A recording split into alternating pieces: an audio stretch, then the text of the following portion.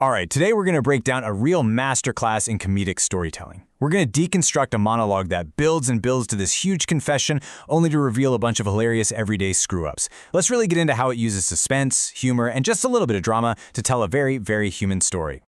So it all kicks off with this absolute gem of a hook. I mean, come on, this isn't just an opening line. It's a dare. It grabs you right away, creating this instant suspense.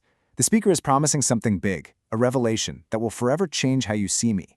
The stage is totally set for something massive. Okay, so after that incredibly dramatic setup, where does the story even go? We're made to believe we're about to hear some life-altering secret, you know? The monologue is so clever because it frames this first reveal as this huge, weighty, significant moment. And then the first punchline lands. After all that build-up, the grand confession is about breaking a frog mug.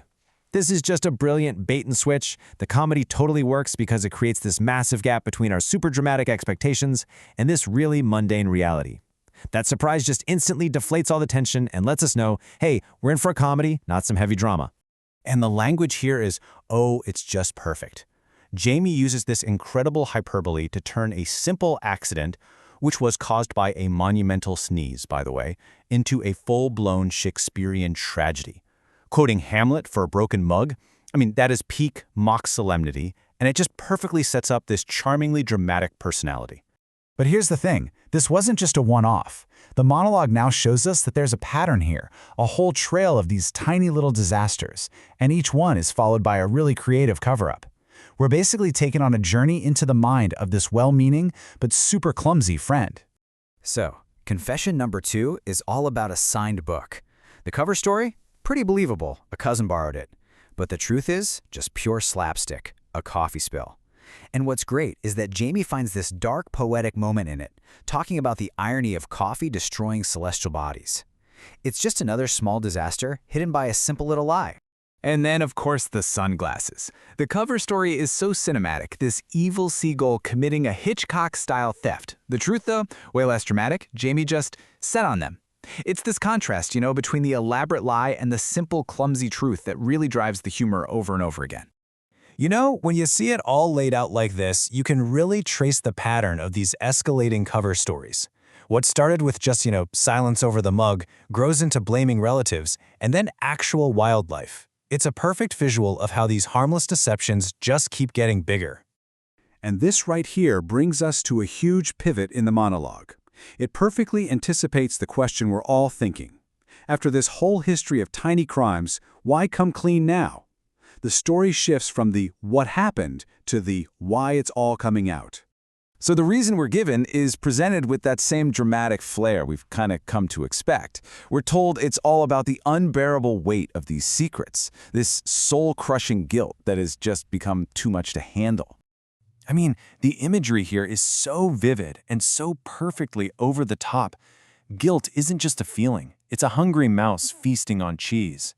This just keeps that theme going of treating these tiny little secrets with this exaggerated, hilarious importance. That's the core of the whole joke. So, what's the real reason for this soul-bearing moment? Well, here it is, the final brilliant twist. The true reason isn't the mug or the book or even that crushing guilt. It's because Jamie has been secretly using the friend's face wash. This reveal just masterfully undercuts all the drama that came before it, and it's the ultimate punchline. It's a great reminder that our biggest dramas often have the most trivial roots. Okay, so all the cards are on the table now. And the monologue, it shifts its tone one last time. It moves from this confession to a really heartfelt and very, very creative plea for forgiveness. This is where we get our resolution. So here's the full rap sheet, the full list of crimes. Jamie even calls himself a walking calamity, completely owning up to every single mishap. This recap really sets the stage for the final argument, for why this friendship should totally survive this onslaught of minor disasters. And this is where we hit the emotional heart of the whole thing.